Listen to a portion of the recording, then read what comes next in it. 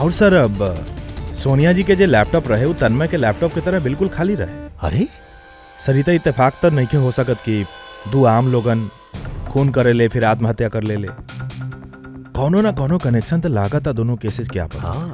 सर हाँ सर जुड़ गए सर। नेहा के फोटो है। मतलब सोनिया नेहा के फोटो देखत रही बीच पर बैठ के। एकर त एक्के मतलब हो सकेला कि सोनिया नेहा के पहले से जानत नहीं खे रही या फिर वो कबो देखले ही ना रही नेहा के। मतलब सर सोनिया नेहा के खून केहू और के कहला पे कैले है। बाकी सर केहू एगो मिडिल क्लास घरेलू औरत के केहू लड़की के मारे की सुपारी काहे दी? वह त समझ में नहीं ख्या रहल बा। ई जे केहू भी बा तन्मय के सुपारी देला वो दुल्हा के खून करे खातिर और फिर सोनिया के सुपारी देला नेहा के मारे खातिर। जे भी है ये मुजरिम के जल्दी से जल्दी पकड़े के होगी न तो पता नहीं के केहू और के काम करे खातिर मजबूर कर दी को।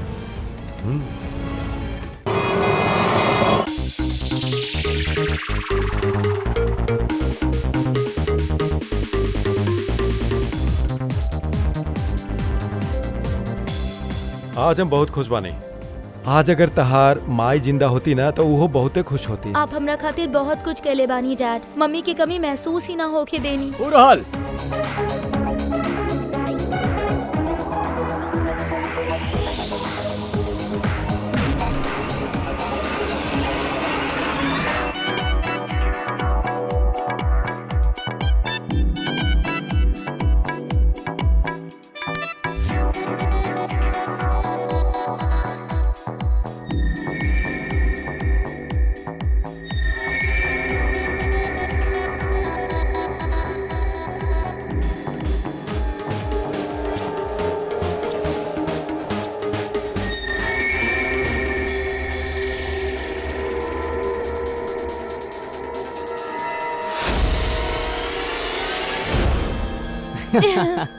सच करल बड़ा। Excuse me. यस शादी मुबारक होके। Thank you so much. आपकी तारीफ आपके भी। Thank you. चिराग अरे म्यूजिक बंद करो। पापा चिराग बेटा श्री राम के कही लई? पापा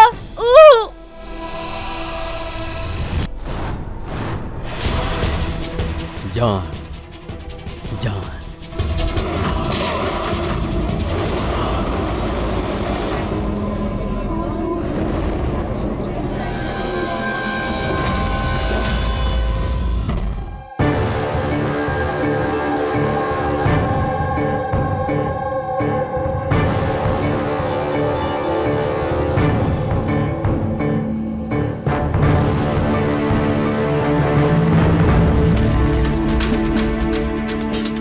हाँ फ्रेडी।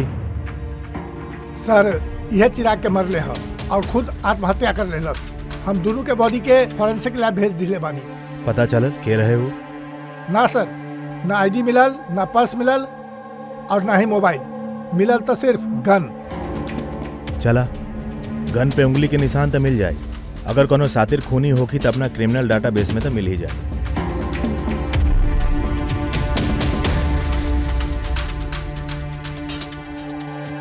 आप लोगन तो खूनी के साफ साफ देख ले रहे क्यों पहचाने लोगे? ना सर हम लोग तो ना देखनी सर।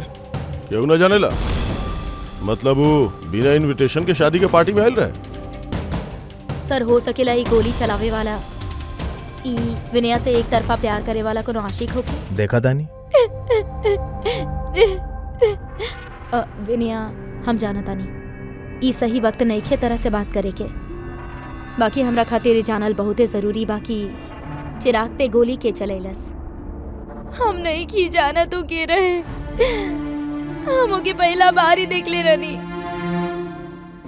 चिराग के भी नहीं के मालूम रहे आइल और गोली चला के चल गई। होकर का दोष रहे पापा।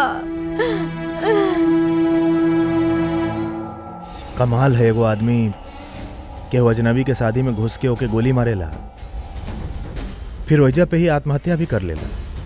कोनो मेंटल प्रॉब्लम रही है, दिमागी हालत ठीक नहीं होगी, या फिर केहू के शादी में केहू एके धोखा दिले होगी। जे भी होखी ये खूनी के फोटो वगैरह सोशल साइट पर और अखबार में डाल देता नहीं, केहू ना केहू तो पहचान ही ली।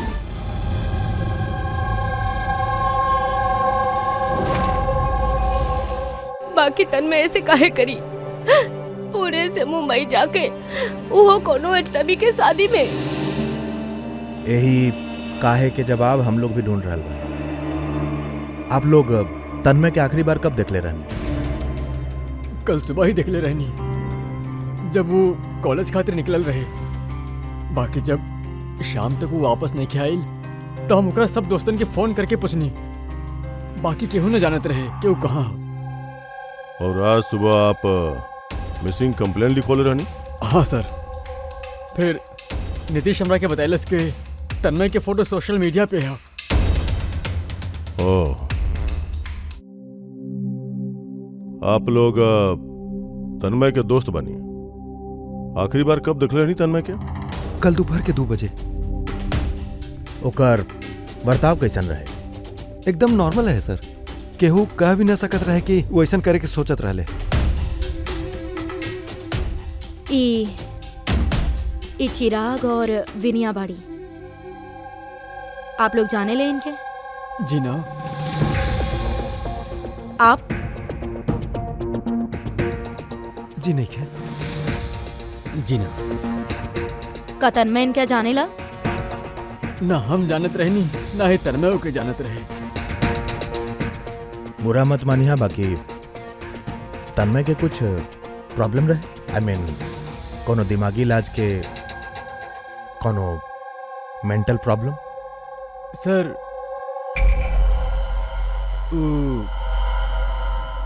तन्मय और ओकर गर्लफ्रेंड के कुछ महीना पहले ब्रेकअप हो गई। वो तने डिप्रेशन में रहे। डिप्रेशन में रहे? हाँ जी सर। ना अच्छा से खात रहे ना पियत रहे, बल्कि हम लोगन से भी बात नहीं करत रहे, बस अपन कमरा में ही रहत रहे।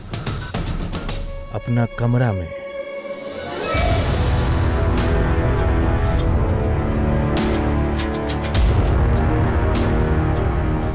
आप लोग ऐसे रुक जाए।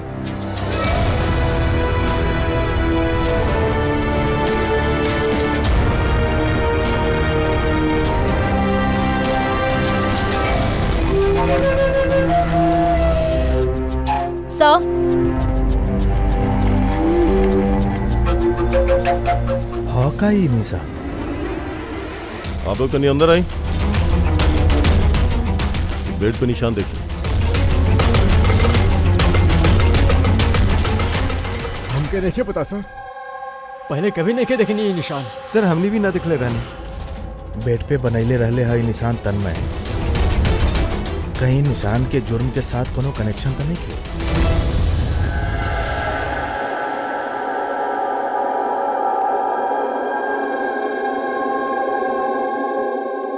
सर इंटरनेट पे भी चेक कर लेनी और लाइब्रेरी जाके बहुत सारा किताब भी देख ली, कुछ पता ही नहीं के चल रहा है कि निशान के बारे में हॉक आई।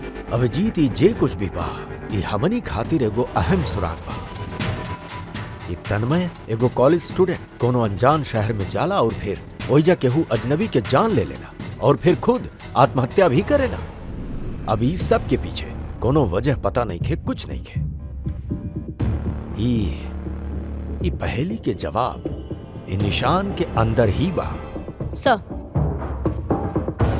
सर हम तन्मय के लैपटॉप चेक कईनी।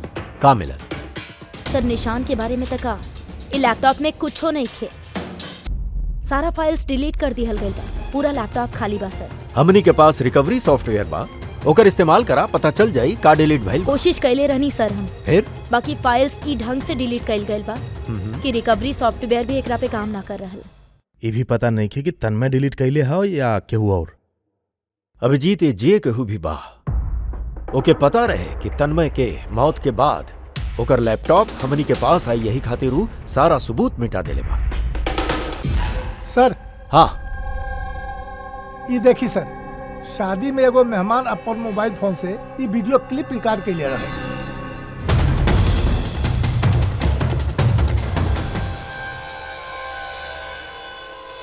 सर, ये मरे से पहले आंख बंद करके कुछ बड़बड़ात रहे सर। हाँ फ्रेडी, तनी फिर से के चलावा स्लो मोशन। हाँ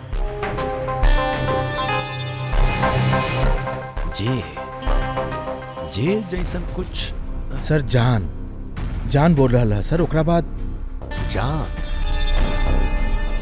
ये तन्मय केकरा नाम ले रहा था? जान या फिर जान से शुरू होके वाला कोनो और नाम?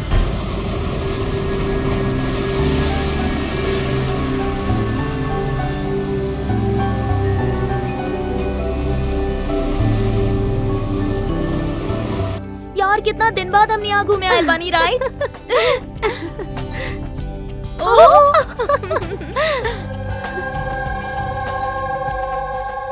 नेहा कहाँ जा रही बाड़ू? एजा नेहा, नेहा सुना था? नेहा, नेहा, नेहा रुको। नेहा, नेहा, नेहा।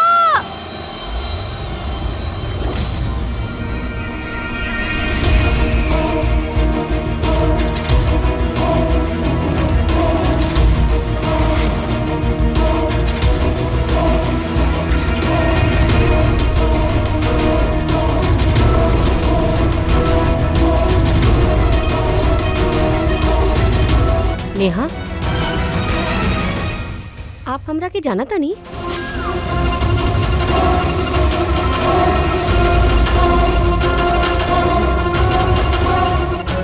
नेहा आँख खोलो। नेहा, नेहा, नेहा ये क्या हो गई? वो लड़की आ गई भैया।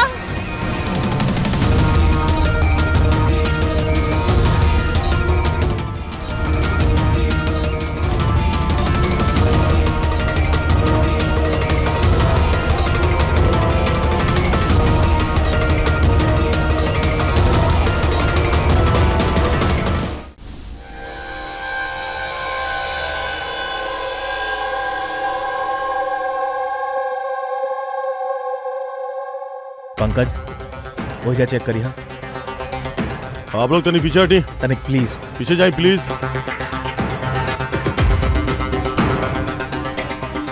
पीछे हटी आप लोग, सब पीछे हटी। ई के देखला सबसे पहले? हमनी देखनी। आप लोग के बानी? सर, हमनी नेहा के दोस्त बनी। एजा पे एग्जैक्टली भइल का रहे? हमनी तीन और नेहा बीच पे घूमे आयल रहनी। ओ जे आंटी बाड़ी ना, वो आंटी अचानक अली और चाकू मार देली एकरा के। चाकू मार दिलस? आप सर, हम नेहा के बॉयफ्रेंड विशाल। ये सब आपके सामने भइल, आप लोग रोके के कोशिश ना कहीं?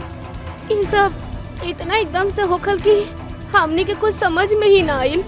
वो औरत रहली के जे चाकू मार ली। हमने बिल्कुल नहीं की जानत उनका के, और नेहा भी ना जानत रहली। आप लोग केहू देखले बाड़े इनका एजे पे? सर, सर, ये लोग कह रहल बाड़े कि ये लोग इनके जाने ले। आप ये औरत के जाने नहीं? हाँ सर, एक नाम सोनिया हा। हम जोन योगा क्लास में जात आनी, इहो ही आवत रहली। यही खातिर कई बार हमरा से अपन परिवार, बच्चा के और घर के बारे में बात करत रहली। कमाल है यार, एगो घरेलू हाउसवाइफ केहू के खून काहे करे? और वो भी दिन दहाड़े, इतना सारा लोगन के सामने, बाद में खुद के चाकू से मार के जान दे दिलस। सरी केस तो काफी हद तक तन्मय जैसन केस लागा था। सिमिलैरिटीज तो है, बाकी दोनों केसेस में कोनो संबंध है ई तो बाद में ही पता चली। अच्छा, यहाँ बीच पे आवे से पहले या जुर्म करे से पहले केहू सोनिया के देखले रहे? हाँ सर, हम यहाँ वॉक करत रहनी, हमें औरत के दिखनी। एकरा हाथ में कुछ रहे जेके बार बार देखत रहे। का रहल इनकर हाथ में? सर, वो हम साफ साफ देख ना पाइनी। सर, बॉडी के पास तो कुछ नहीं खे मिलल। शायद हमला करत वक्त कहीं गिर गए होखे, या कहीं फेंक देले होखे, या फिर कहीं छुपा देले होखे। ये डस्टबिन देख लेता नहीं तनी।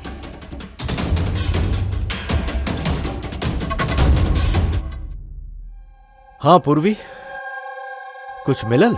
सर, कचरा से ही फोटो के टुकड़ा मिलल है, ओकरा के जोड़त रहनी। 5 मिनट। ठीक बा। सर, हाँ सोनिया जी जवन कॉलोनी में रहे ओहिजा जाए के पूछताछ कैली हम लोग। ओहिजा तो हर केहू कह रहा है कि वो बहुते सुलझल और दयालु किस्म की औरत है।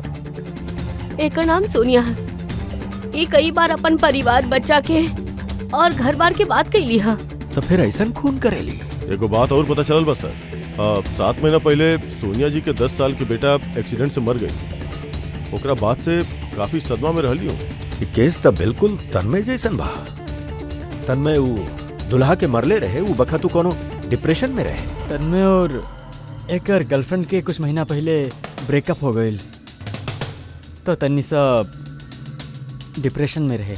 और सर अब सोनिया जी के जो लैपटॉप रहे वो तन्मय के लैपटॉप की तरह बिल्कुल खाली रहे। अरे सरिता इत्तेफाक तो नहीं हो सकत कि दो आम लोगन खून करे ले फिर आत्महत्या कर ले।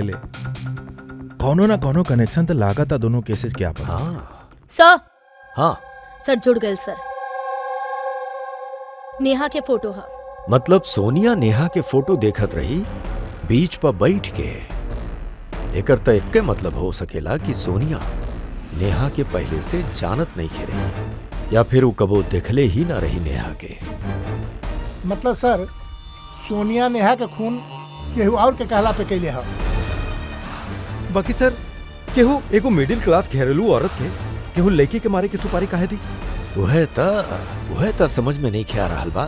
ई जे केहू भी बा तन्मय के सुपारी देला वो दुल्हा के खून करे खातिर, और फिर सोनिया के सुपारी देला नेहा के मारे खातिर। जे भी है ये मुजरिम के जल्दी से जल्दी पकड़े के होगी, न तो पता नहीं के केहू और के काम करे खातिर मजबूर कर दी को।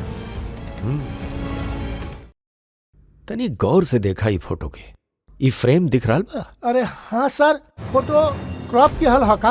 हाँ फ्रेडी, ई जौन बॉर्डर बा ई फोटो के फ्रेम बा। कोनो और फ्रेम से ई फोटो खिंचल गइल बा जूम करके। यहाँ पे बीच में ई कांच के रिफ्लेक्शन भी बा। मतलब केहू फोटो फ्रेम से ई फोटो खींच के ई फोटो सोनिया के दे देलस। और नेहा के ही फोटो फ्रेम या तो ओकरा परिवार वालन के पास हो सकेला या फिर ओकरा कोनो खास दोस्त के पास।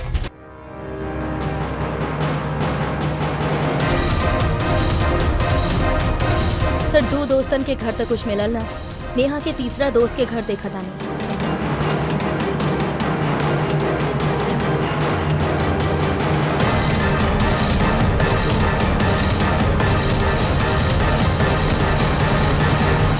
सर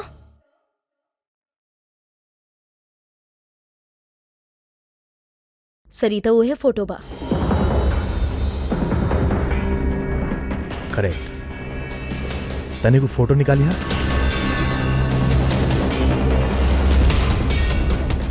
बॉर्डर भी हुए है और ये छत के रिफ्लेक्शन भी दिख रहा है एकरा पे। तो ई हाँ वो नेहा के खून तो सोनिया के लिए भी है ना, तब फिर हम सब के एजा काहे बुलवले हा? हालांकि नेहा के खून सोनिया ही कैले बिया, बाकी नेहा के खून करे खातिर सोनिया के केहू और सुपारी देहलस, केहू और ऊ केहू और अभी यही ई वक्त मौजूद बा हमनी के बीच। के हऊ? ओ तू भी हो सकेलू। तू या माया तू? हम काहे खून करब? वो तो हमार बेस्ट फ्रेंड रहली। यह तो हम जाने चाहतानी मिस बेस्ट फ्रेंड कि काहे मरवौलू तू नेहा के? व्हाट? माया तू? हाँ, यही के कमरा से हमरा के फोटो फ्रेम मिलल है और यही फोटो फ्रेम से नेहा के फोटो क्रॉप करके दिहल गयल रहे सोनिया के सुपारी देत वक्त। नेहा की पिक्चर तो हमनी सबके पास बा और वो फ्रेम करके रखल बा। फिर वाई मी? उही खातिर माया जी कि बाकी सारा लोगन के पास ही जे फोटोग्राफ बा ना, ओकरा में तोहरा कमरा के छत नइखे बा, छत के रिफ्लेक्शन। बतावा जल्दी।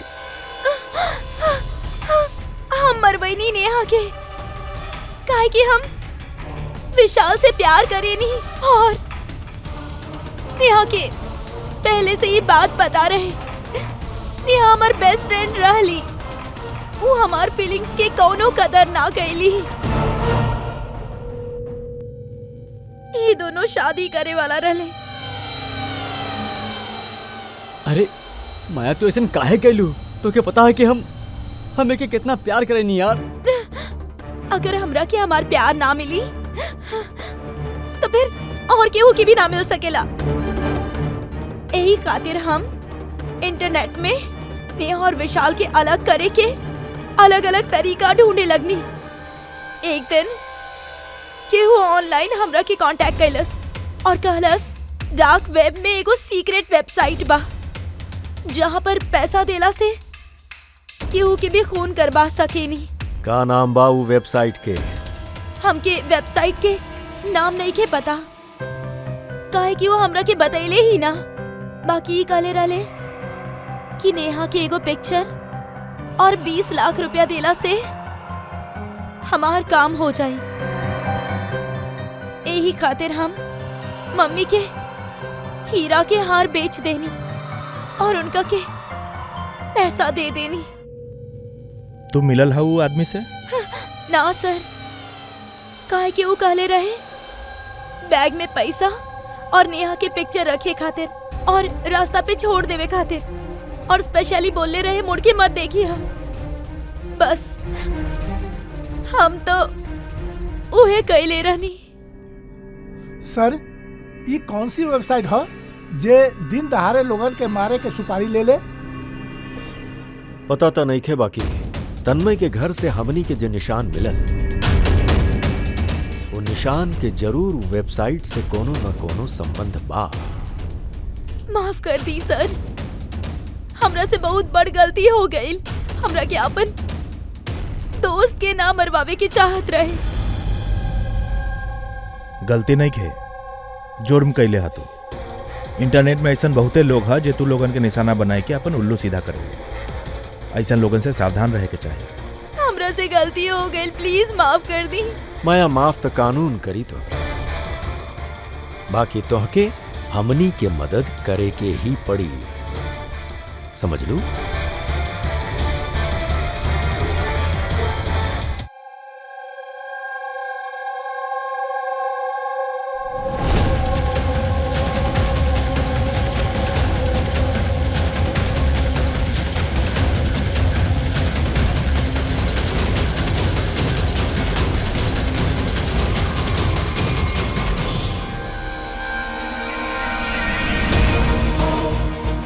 तोरा का लगल ये सारा पैसा अकेले ही खर्च देबा? हाँ? सीआईडी हाँ? ये हमनी के ही प्लान रहे तू जैसा लोगन तक पहुंचे खातिर।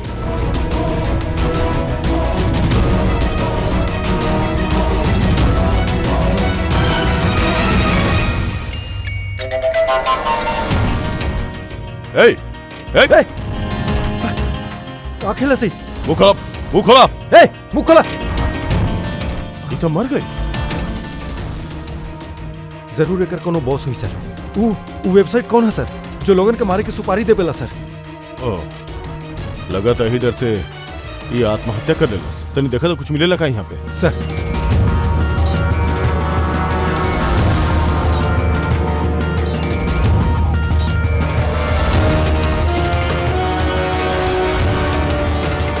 सर, हाँ? ई एकर कंप्यूटर पे कुछ लोगन के नाम के लिस्ट है सर। ई देखिए सर, हाँ बा।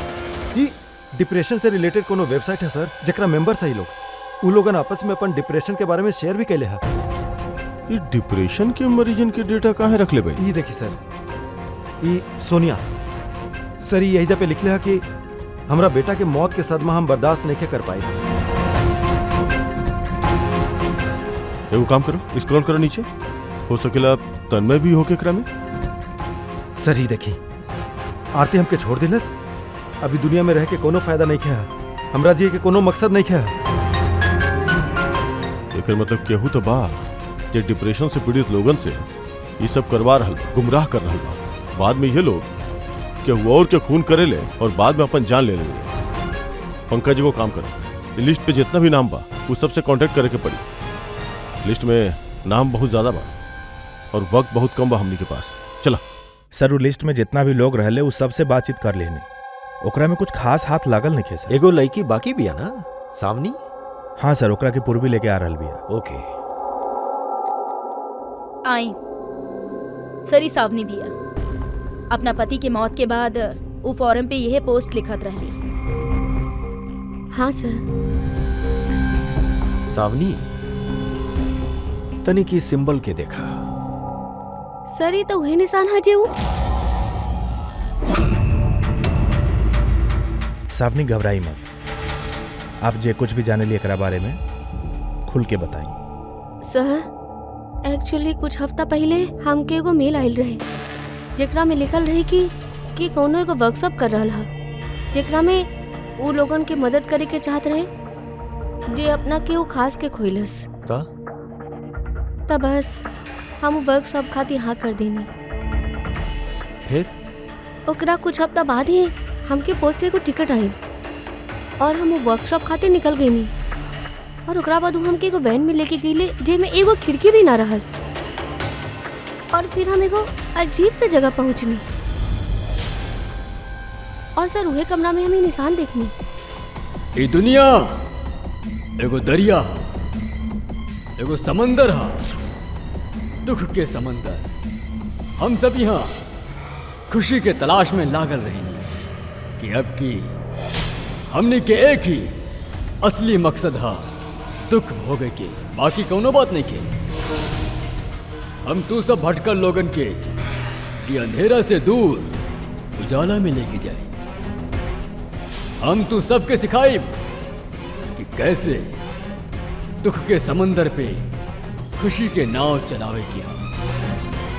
तो बोला का तू सब हमारा साथ बारे, तू सब जाइनस के साथ में बारे। तुम्हारे से पहले ही तन्मय कोनो जाइनस के नाम लेते रहे सर। एगो ऐसा आदमी जे लोगन के अंधविश्वास बेचेला और लोग ओकरा पे यकीन करेले, विश्वास रखेले ओकरा पे। सर जल्दी से जल्दी जाइनस तक पहुंचे के होगी। कहाँ लेके गए रहे हो? तोरा के कुछ याद बा उस जगह के? ना सर, वो वैन में एक भी खिड़की नहीं के रहल था, हम कुछ देख ना पैनी। अभिजीत, ये लिस्ट में जितना भी लोग बढ़े सब करा से कांटेक्ट करे के चाहिए। पता नहीं के होखी जॉनस के अगला शिकार, अगला खूनी।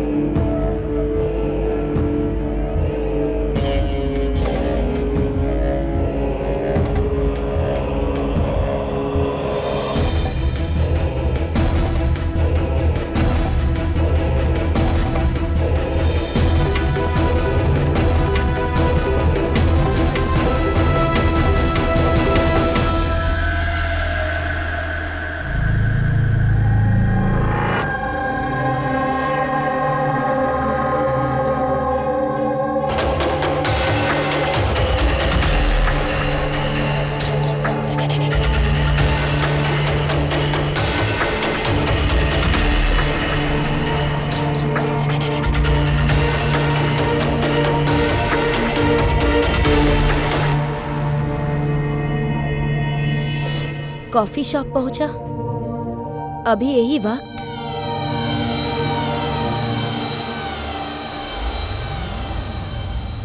सावनी वो लोग तोहके कहाँ लेके गए रहले, कितना दूर रहे, कहाँ रहे, कुछ याद है? इतना हफ्ता हो गई लगे हमके कुछ भी ठीक से याद नहीं खे। बाकी तरह कुछ तो याद होगी। और जब पहुँचे में कितना समय लागल रहे? आई थिंक आधा घंटा या 1 घंटा मैक्सिमम लागल होगी। Oh sorry sorry. सर हमके एक और चीज याद आ गई। जे रोड पर वैन जात रहे वही जा पे बहुत गड्ढा रहे और ट्रेन की आवाज सुनाई दिले रहे हमके।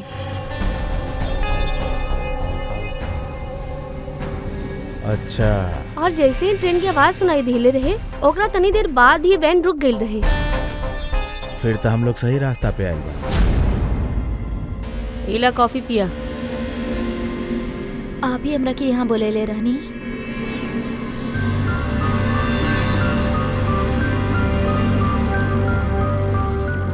का भाई काम बीच में का छोड़ के आ गई लू? हमरा से ना हुई। एगो मासूम सा बच्ची के अनाथ ना कर सकेनी। हम ना तो केहू के जान लेब और ना ही आपन जान देब। जैनस से कह गई वादा इतना आसानी से तोड़ देबू?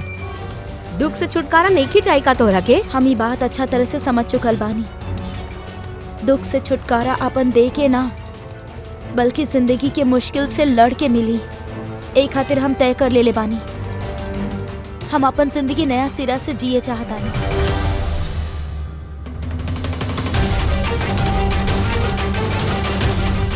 काहे ना जाइनस भी तो ये मानेला कि हर इंसान के अपन जिंदगी अपन मन से जिए के हक होके। हम तो के पैसा दे एगो नया शहर में एगो नया जिंदगी शुरू करे के खातिर। सचो? Thank you so much. सिर्फ थैंक यू से काम नहीं चली तो के हमके कॉफी भी पिलाबे के पड़ी। हम भी तोरा के कॉफी पी लेनी ना। अब तो हर बारी है। काहे ना। Waiter yes ma'am. एगो coffee. Sorry ma'am self service है। Okay sorry. काउंटर कहाँ पर बा? वो तरफ। Okay thank you. You welcome. हम अभी आपकी खातिर कॉफी लेके आवता नहीं। हमके स्पेशल कॉफी चाहिए 2 स्पून शुगर और हाफ स्पून कॉफी के साथ। श्योर।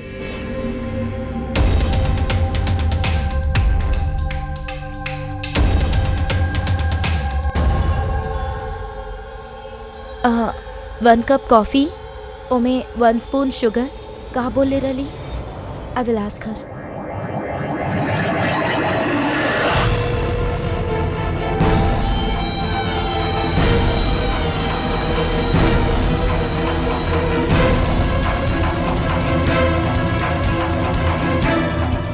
ईका में ले ली हमार कॉफी में। जरूर वो जहर होगी। ये लोग हमरा के इतना आसानी से आजाद ना करी हैं।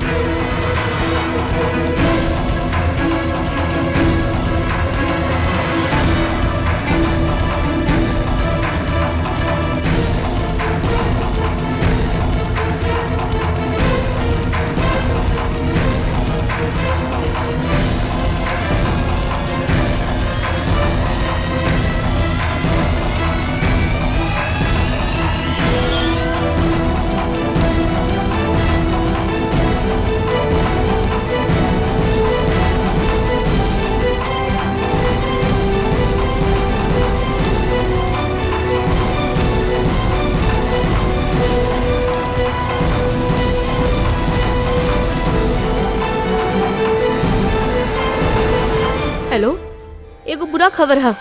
मिशन फेल हो गई। हानिया भाग गई है। कोनो बात नहीं की। दुनिया इतना बड़ नहीं खेला कि केहू जाइनस से भाग सके। सब लोगन के काम पे लगा दा। हर केहू के मैसेज के साथ एगो फोटो भेज दा। और हाँ अगला 1 घंटा में हमके अच्छा खबर मिले के चाहिए। बुरा खबर नहीं खे, अन्य के मौत के अच्छा खबर। सर अब रेलवे ट्रैक्स के पास तो यह आखिरी जगह बा। अक्सर आखिरी पड़ाव ही मंजिल साबित होखेली।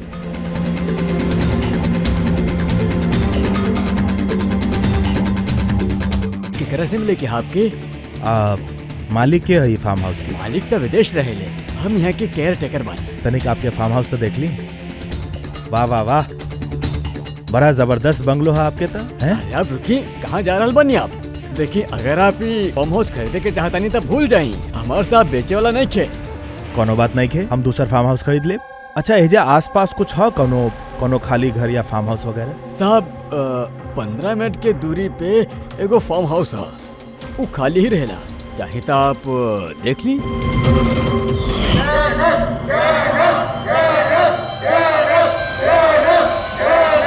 Thank you. सर सर ये यूहे जगह है, ये आदमी उहे रिंग पहनले है।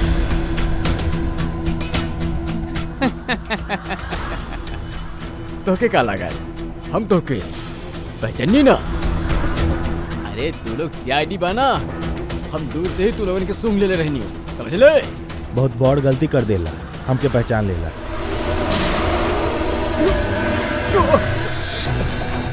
के है जाइनस? कहाँ मिली? हमके नहीं मालूम सर। ये पार्टी कहाँ होके जाइनस के?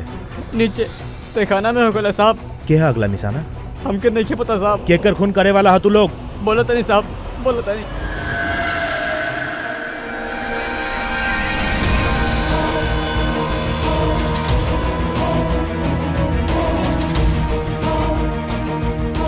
कहाँ छुपे हम वो लोगन से? कहाँ जाई हम? कि फोन के भी अब ये बंद होके के रहे, कहाँ करी हम?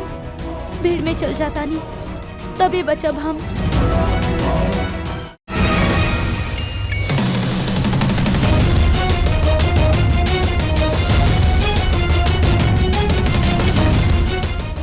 एक्सक्यूज मी, हमरा के आपके फोन चाहिए। देखिए हमार जान खतरा में बा, हमरा पास टाइम बहुत कम बा, प्लीज अपन फोन दे दी।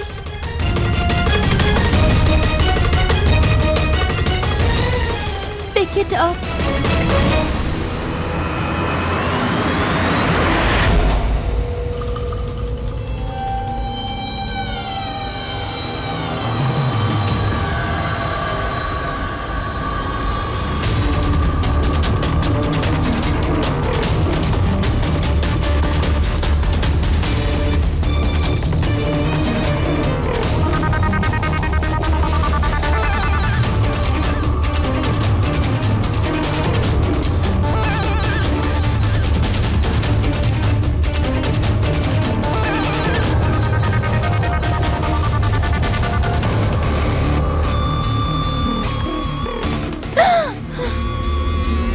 कहा भइल बेटा, इतना घबराइल काहे बाड़ू? हमके केहू मारे चाहता। मारे के चाहता? तू डरा नहीं के, हम अभी सीआईडी के फोन करा तानी, तू एजे कहीं छुप जा।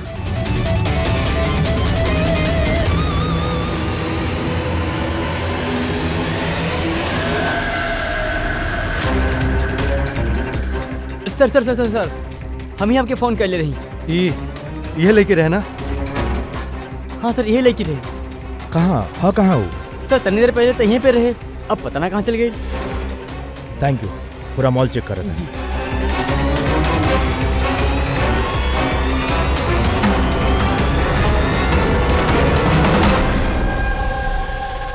अन्या! का भइल? सॉरी, आप देखले बानी लेकी के? आपके? अरे यार, हम सीआईडी से बानी, देखले बानी आप एके, जरा गौर से देखी। ना।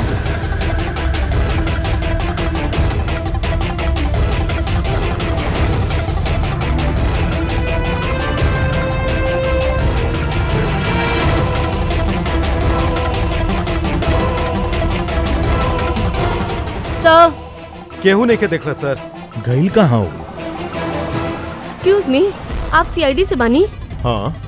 हमके एगो लड़की मिलल रहे, ओकर जान के खतरा है। कहाँ बियाऊ लड़की? वो अभी अभी गेट से गईली है।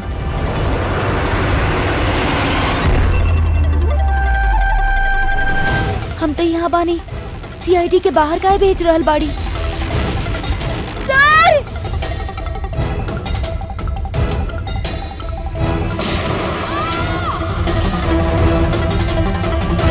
तू ठीक हो अन्या? उठ। करा खातिर काम करेलू तू? कहाँ मिली? हाँ? तू लोग ओकरा तक असल जिंदगी में तक कभी सपना में भी ना पहुँच पाई बा। अच्छा, सपना में भी ना पहुँच पाई?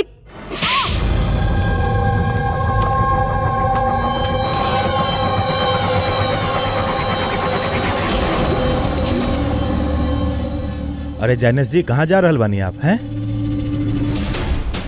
हम लोग आपसे मिले आयल बानी और आप जा रहल बानी? बतावा ना, दुख के इलाज का बा? हाँ? दुख के इलाज नकली चेहरा निकाल के असली चेहरा सामने लावे के। काहे? सही कह रहल बानी ना? बहुत अच्छा एक्टिंग करेला यार तू तो। हाँ? तोरा तो बेस्ट आर्टिस्ट के अवार्ड मिले के चाहिए। एगो कॉलेज स्टूडेंट होई के भी तू बुढ़ा के इतना अच्छा एक्टिंग कर रहा है। ठीक कह रहल बानी ना मिस्टर अमन?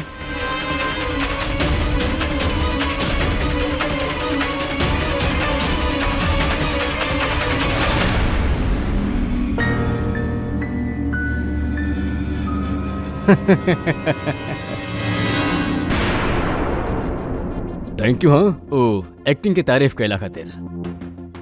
सिर्फ कॉलेज स्टूडेंट ना बानी, साइकोलॉजी स्टूडेंट भी बानी। बहुत किताब पढ़ले बानी लोगन के अंधविश्वास खातिर बना। तो उनके सिर्फ वह सुनावा जो सुने चाहत बाड़े। बस एक बार उनकर दुखद नस हाथ में आ जाए ना तो उनसे कुछ भी कराई मुश्किल नहीं है। वो सब हमके पता बा। बाकी तू लोग से केहू के खून कैसे करवा लेना और बाद में आत्महत्या भी? ये ज्यादा मुश्किल नहीं है। ये जे आतंकवादी हो खेले ना, शायद ये भी यही करेंगे। ठीक कला। आतंकवादी पैदा नहीं के हो खेले, उनके बनावल जाला, ब्रेन वॉश करल जाला, जैसे तू ब्रेन वॉश कैला ई लोगन के। हाँ, हम सबसे पहले डिप्रेस्ड लोगन के लिस्ट बनाई। केहू अपन गर्लफ्रेंड के छोड़ जाए की वजह से डिप्रेस्ड रहल, तो केहू बेटा के मौत के गम में रहे, वगैरह वगैरह। सो उनके अंदर पहले ही आत्महत्या की चिंगारी रहे। बस हम ता वो चिंगारी के फायदा उठाए रहनी। चिंगारी के बुझावे के बजाय आग बनाए देला तो हम तो उनके सिर्फ ये यकीन दिलाइनी कि वो बेचारन के साथ तक गलत भइल बा और उनके सिर्फ हम ही इंसाफ दिला सके। ये सब तो पढ़ा लिखा लोग रहले, तो सही कहा गलत कहा फर्क समझे ले, तो उनकरा से कैसे करवाला खून? अरे मुश्किल कहाँ सर, अब वो सोनिया के ही केस ले लिया ना। ओकर बेटा के मौत हिट एंड रन एक्सीडेंट में भई। ता हमकरा खाली यह यकीन दिलाइनी कि ऐसा दुनिया में बहुत सारा लोग बाड़े जे इस सब काम करके आराम से जी रहल बाड़े। समझ लो सोनिया के यह बतैनी कि ओकरा जिंदगी के सिर्फ एक मकसद है कि उस सब लोगन में से केहू एक इंसान के मार दे और फिर वो अगला जन्म में जाके अपना बेटा से मिल सकेली। और फिर कार है वो पहले नेहा के खून कर देली और फिर अपना आप के मार देली। बस सर ऐसे ही सोनिया के तरह हम बहुत लोगन के झूठा वादा झूठा दिलासा देनी और जो हम चाहत रही हम सबसे उहे करवानी। हमके पता रहे ये गुनाह में बहुत पैसा तो हम पकड़ल न जाए, यही खातिर हम डार्क वेब पे सुपारी वाला वेबसाइट बनेंगे और हम कामयाबी बनी। अच्छा आप ही बताइए, आप ऐसा कितना कॉलेज स्टूडेंट्स के जाने ले जे ई उम्र में, हमरा उम्र में करोड़पति है। तू कितना कॉलेज स्टूडेंट के जाने ला जे इतना कम उम्र में जेल के काल कोठरी के अंदर बैठ के फांसी के इंतजार कर रहा है? तू है में से एक।